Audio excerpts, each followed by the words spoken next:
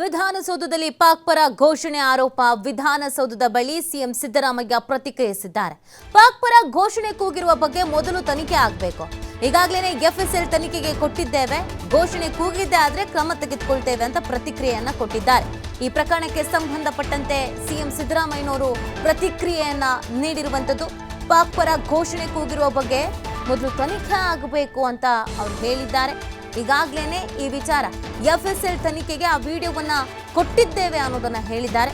ಘೋಷಣೆ ಕೂಗಿದ್ದೇ ಆದ್ರೆ ಕ್ರಮವನ್ನ ತೆಗೆದುಕೊಳ್ತೇವೆ, ಯಾರೇ ಆಗಿರ್ಲಿ ಅವರ ಮೇಲೆ ಕಠಿಣ ಕ್ರಮ ಕೈಗೊಳ್ತೇವೆ, ದೇಶದ್ರೋಹಿಗಳನ್ನ ಮಟ್ಟ ಹಾಕಬೇಕಾಗಿದೆ ಅಂತ ಸಿದ್ದರಾಮಯ್ಯನವರು ಪ್ರತಿಕ್ರಿಯಿಸಿದ್ದಾರೆ ಈ ಪ್ರಕರಣಕ್ಕೆ ಸಂಬಂಧಪಟ್ಟಂತೆ.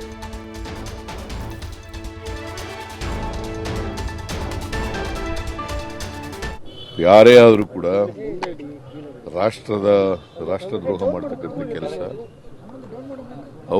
ಅವ್ರ ಮೇಲೆ ಕಠಿಣವಾದಂಥ ಕ್ರಮ ತಗತ್ತೆ. ಈಗ ಕೂಗೋರ್ಗೆ ಇಲ್ಲಾದ್ರೇನೋ ಅಲ್ಲಾದ್ರೇನೋ ಅವ್ರ ಮೇಲೆ ಸೀರಿಯಸ್ ಆಗಿ ಕ್ರಮ ತಗತ್ತೀವಿ. ಗೊತ್ತಿಲ್ಲ ನನಗೆ. ಎಫ್ಎಸ್ಎಲ್ ರಿಪೋರ್ಟ್ ಬಂದ ಮೇಲೆ if it is true will take strict action, serious action.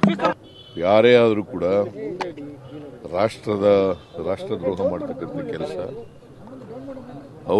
ಅವ್ರ ಮೇಲೆ ಕಠಿಣವಾದಂಥ ಕ್ರಮ ತಗತ್ತೆ. ಈಗ ಕೂಗೋರ್ಗೆ ಇಲ್ಲಾದ್ರೇನೋ ಅಲ್ಲಾದ್ರೇನೋ ಅವ್ರ ಮೇಲೆ ಸೀರಿಯಸ್ ಆಗಿ ಕ್ರಮ ತಗತ್ತೀವಿ. ಗೊತ್ತಿಲ್ಲ ನನಗೆ. ಎಫ್ಎಸ್ಎಲ್ ರಿಪೋರ್ಟ್ ಬಂದ ಮೇಲೆ if it is true will take strict action, serious action.